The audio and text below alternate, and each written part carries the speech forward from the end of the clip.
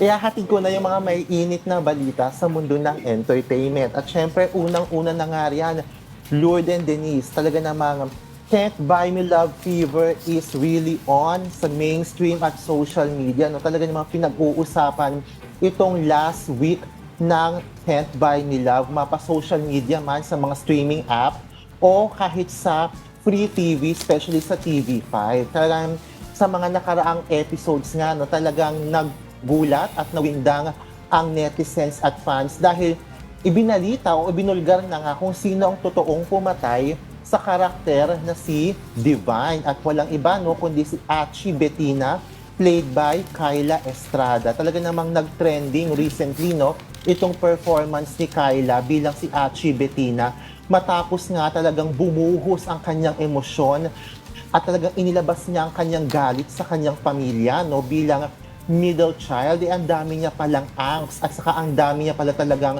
problema na nagtulak sa kanya no kung bakit nga niya nagawa yung pagpatay sa karakter na si Divine. At syempre no marami rin yung mga natuwang netizens dahil kagabi ay nag-post nga itong Star Creatives, yung producer o yung produksyon sa likod ng Can't Buy Me Love ng video ng Don Bell after their watch party para sa finale no at nakita nga na naging emosyonal sina Donnie Pangilinan at Bel Mariano doon sa pinaka-finale scene nila na kinunan yata ito sa Batanes no at of course naghiyawan yung mga kasamahan nila pati yung buong production dahil nga sa tagumpay at ganda ng finale nitong Can't Buy Me Love. Syempre last 2 nights na nito sa Free TV at makapanood yan syempre sa TV5. Lourdes and Denise. Oh, yung high school dati may ano ngayon, high street. Ito ba may parang ang Can't Buy Me Love may parang ganun. Yan na nga no, Lourdes and Denise, marami na nga nagko-comment sa sa social media na sana daw may part 2 itong Can't Buy Me Love o kung hindi man specifically sequel magkaroon ng spin-off series para naman dun sa isa pang well-loved tandem dito sa Can't Buy Me Love which is Snorin o sila Maris Racal at Anthony Jennings o ngayon tinatawag na ngang Maton because Snorin is out, Maton is in. So hopefully daw magkaroon ng spin-off.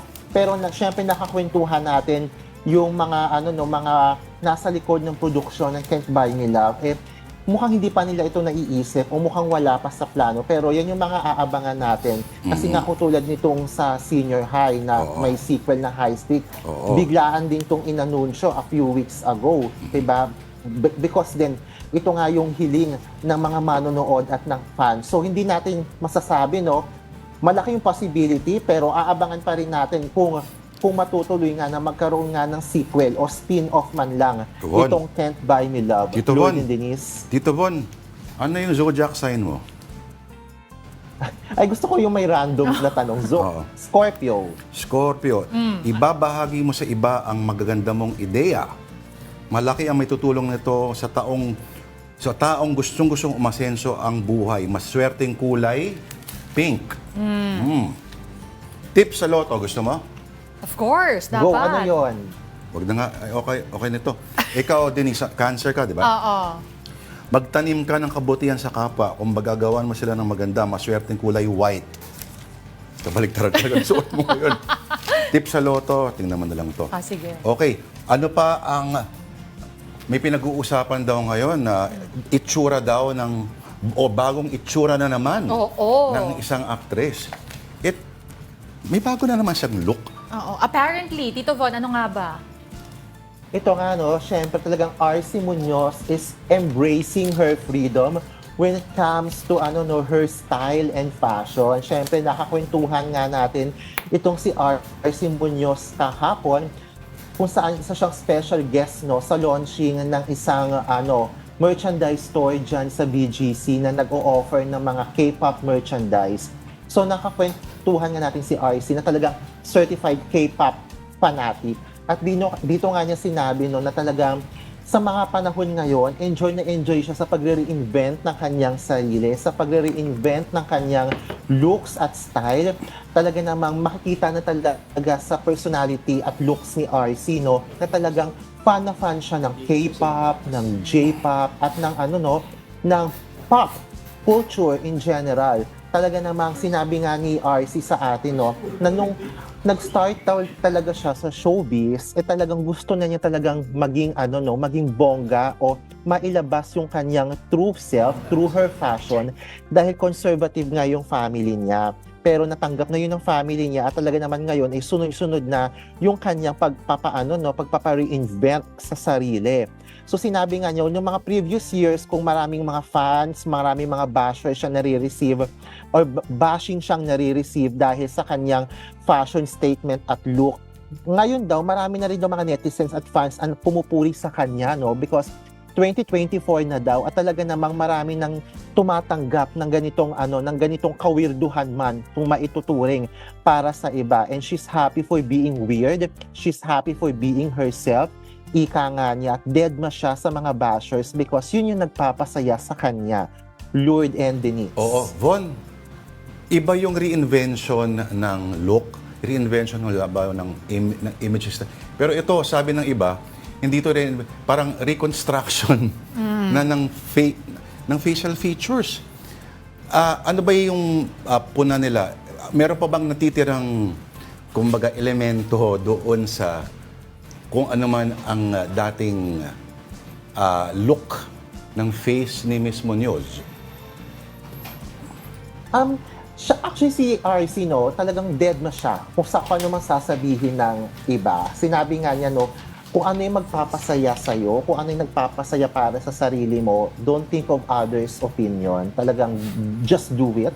Kasi sarili mo naman yan. Talaga namang yan yung gusto mong gawin. So siya dead na talaga siya. As in, hashtag dead na siya sa bashers at sa opinion ng iba. Basta siya masaya siya for being herself. Masaya siya sa pagiging K-pop fan. At excited na nga siya, no, na pumunta ulit sa South Korea o sa ibang mga bansa kung saan mayroong mga K-pop events, lalo na may mga ilang BTS na rin member na lalabas na ng kanilang mga military service kasi nga bilang certified army itong si RC. So sobrang excited na siya na makita ulit yung mga ilang BTS member. So yan yung sinabi niya sa atin, Lord, no, talagang deadma, hashtag deadma si RC. Lord and Denise. Sabagay. Pwede mo i-argue si Michael Jackson nakailang o ibang-iba na yun. Pero ito kasi nakaka-distract from the fact na magaling umarte si RC Muñoz. Magaling siyang actress. Nakakalimutan nga ng mga tao rock to. star, rock singer itong si RC. Yun pa, isa pa yun. Oo. Okay. So we move abangan natin on. yung mga pasabog ni RC sa mga susunod na buwan, no? Medyo hindi siya nagbigay ng hint kung ano yung mga next project niya. Basta abangan natin siya. At yun nga, nakakwentuhan natin siya kahapon. Enjoy na enjoy siya dyan sa bagong K-pop, store na yan, K-Life store na yan sa BGC. Walang basagan. Enjoy rin yung trip. mga kapwa niya K-pop fans na tignan yung mga authentic K-pop merchandise mula sa iba't ibang K-pop group tulad ng BTS, 17, NCT, ENHYPEN, Blackpink, etc. etc. Lord and Denise. In short, walang basagan ng trip, Tito Von. Correct. Oo. Okay. Speaking of walang basagan ng trip, alam ko, Tito Von, trip na trip mo yung Ben and Ben. Correct. Ito na nga, no? Siyempre, nilagarin Ano yung mga kanta natin ng yan Ben and from Ben ulit? RC. Nakakwentuhan din natin ang bandang Ben and Ben na talagang maglalabas sila ng kanilang pinakabagong single, which is tinatawag na Comets. At ilalabas na yan, no, tomorrow sa mga iba't ibang streaming platforms. Siyempre, sabi nga ng Ben and Ben, this particular song or this particular single is in collaboration with an Indonesian producer na talagang hands-on sa paggawa ng ng music, sa paggawa ng rhythm nito magiging kanta na to. Pero yung mga composer niya to is sila Paolo at Miguel mismo ng Ben and Ben. So ayon nga kila Paolo at Miguel, the song Comets is about kumbaga, mga bagay na dumadaan lang sa buhay natin. Katulad ng isang comet o ng kometa na kahit gaano raw siya kaganda, talagang dadaan lang siya sa buhay natin at nothing lasts forever. So yan yung yan yung panibagong hugot song na hatid na naman ng Ben and Ben para sa kanilang mga fans o mga tinatawag na liwanag. Yan yung tawag sa fandom ng Ben and Ben. So available na yan sa mga streaming platforms starting tomorrow. Sa mga streaming platforms nga, Lord and Denise. Tito, At syempre, no, nakakwentuhan din natin itong Ben and Ben tungkol naman sa success ng One More Chance, the musical. At sinabi nga nila na sila mismo nakapanood na at sila rin mismo naiyak at naging emosyonal sa sa kung paano inilapat yung kanilang mga awitin sa bawat eksena ng One More Chance. So, yan, happy ang Ben and Ben. Lord and Denise. Tito Von, ikaw ba may hugot na kanta rin dyan? Saka may baong ka, hugutin mo na. Naku, wala. Wag na natin hugutin. Itago muna natin. Alam mo, Von, kung na-adjust na yung camera, no? Pwede mo rin hugutin. Andito si Tito Patrick Paes. Pwede rin hugutin daw yung sweldo ni Ay, Tito nako. Von. Hindi si Pag Sir hindi Tito. ka kumain. Bukas na lang. Friday. Comment. Pabaon natin sa ating mga kapatid Pero, for a weekend. Naintriga ako, liwanag pala tawag sa mga fans ng Ben and Ben. Pero alam mo ba yung liwanag, pangalan din ng isang kandila dati at gumagawa rin ng gawgaw. Liwanag gawgaw. At yan ay yung may naging bench. pakete. Oo. Same pamilya yan. Pero, ang ganda na sinabi, ang comets kasi minsan lang daw dumadaan sa buhay natin. Mas maganda na yung dumadaan ng comet kesa ikaw yung tamaan ng comet. Dahil masakit yun. Hayaan mo nang magpakita lang at umalis na. Eto, anong comet? Ang marunong kumanta, magaling kumanta, at may asawang senador. Alam ko na. Tito Von, anong hula mo? Siret. The Megastar. Sharon Comet, Grabe yung baon mo, Bibigyan ko ng jacket mamaya to si Denise. Okay, sige. Punta naman tayo ngayon sa isa pang star, Von, si Kim Soo-yoon.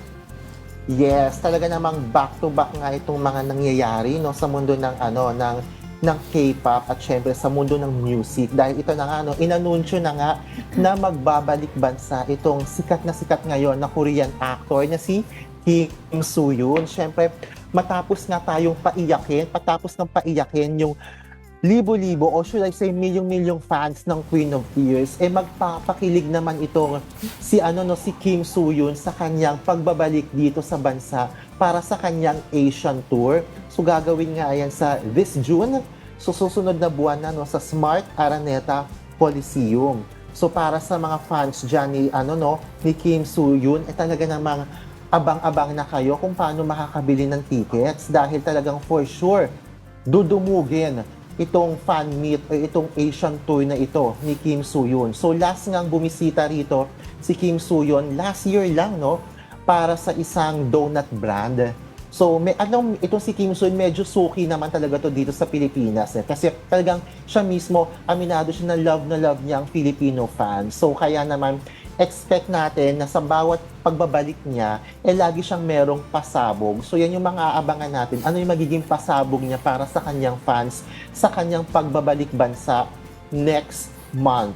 May padonut rin kaya yan? And Denise. At syempre, from Kim Soo-yoon, talaga namang ito nga, si Olivia Rodrigo, inanunsyo na kasama ang Pilipinas sa kanyang Guts Tour. Ayan, matapos nga magbigay ng glimpse o patikim a few months ago na posible siyang bumisita o pumunta o bumalik dito sa Pilipinas. Ito na nga, officially, Olivia Rodrigo announced that Philippines or Manila is included in her Guts Tour. Wala pang ibinigay na detalye itong si Olivia Rodrigo kung kung kailan yung particular na date o saan gagawin saan yung venue pero syempre marami na mga fans ni Olivia ang talaga namang natuwa dahil finally makakabalik na dito, makakabisita na dito sa Pilipinas itong talaga namang award-winning, Grammy-winning Phil-Am na si Olivia Rodrigo. Syempre sikat itong si Olivia Rodrigo sa mga hit songs tulad ng Driver's License, Traitor, and of course, Obsessed. So yan, Lord and Denise.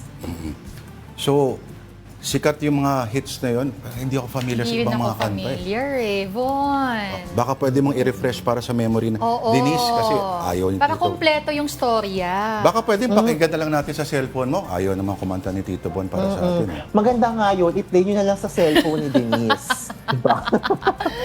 Ayaw tayo Para pagbigay ni kuha nyo Von. talaga yung emosyon ni Olivia Rodrigo habang kinakanta yan, lalo na yung driver's license, Denise and Lloyd, parang kailangan yun talagang pakinggan yun kasi grabe talaga yung hugot ng Paano ulit kantang yun? Oh, hindi ko rin alam yan. Oo. Sa Ang alam- linya lang. Alam ko driver's license. Sa LTO kinukuha Oo. yan. Pero yung kay Tito Bon, yung kanta, Mahirap yata ang kunin yung parang pa yata, papel pa yata yung sa LTO. mali diba? yata yung horoscope na Tito nabasa Von, ko. para lang alam mo, si Pipi sa gilid nakatitig sa Oo. TV. Akala niya Naabangan yata Pipi, niloloko ka. natin tomorrow na siya lang eh. tayo bumawi sa mga sample, no? Para may pabaon tayo sa mga nanonood ng Afternoon Delight. Oo. Diba? Tumitingin ako Birthday na. pa naman ni Lloyd and Denise. Pipi. Aha. Oo. Saka medyo paos ako ngayon kasi kakakain ko lang ng halo-halo. Tumitingin ako rito ng mga Yeah. job vacancies. Oh. Ano ba yung medyo pasok kay Tito Von? Oh, entertainment producer Nako. sa Saudi Arabia. Ah. Okay, mukhang hindi na natin mapipili Oo. talaga. Next Oo. time na lang. Kita-kits na tayo tomorrow, diba? Okay. Wala na yata ang segment tomorrow. Wala na segment. Wala na segment. Wala na tayong showbiz segment starting tomorrow. Alright, joke lang. Maraming salamat sa iyo. Tito Von Belenario, ang ating entertainment producer. Thanks, Denise.